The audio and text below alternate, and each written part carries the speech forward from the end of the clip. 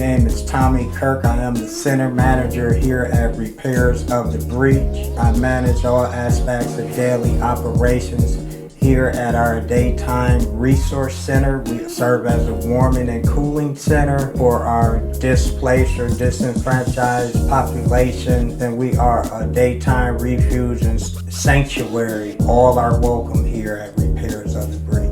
I gotta mention our free medical clinic. Anyone can come and they can get free medical services. They can get free medicines such as diabetic medicines, high blood pressure medicines. They can get seen. We do provide meals such as breakfast and lunch. They are able to get a locker here for their vital documents and clothing. They can get assistance on a computer with help with such as filing an unemployment claim, Social Security, where they need computer help. In addition, they get their mail here.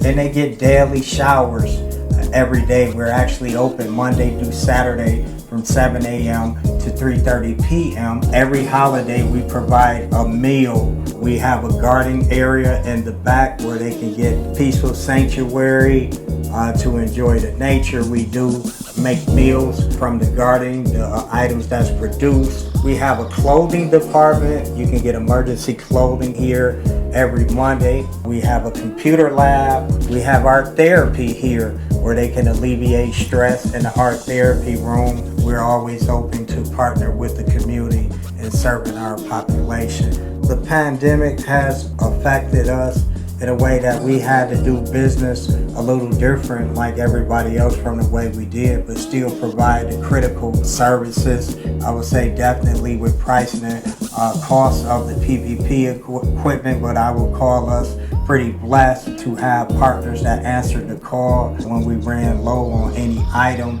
In the winter, we went on double duty and we provided overnight warming room, shelter environment to assist the community as well.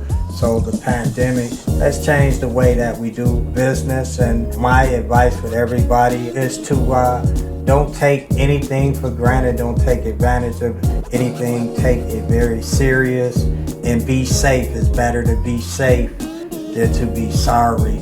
Definitely wear your mask at all times. We're still wearing our masks here. Our staff are vaccinated. I know I got the second, third vaccination. We did provide COVID testing early in the game as well. And just being safe, getting the vaccine, wearing the mask, protecting yourself and your family at all times.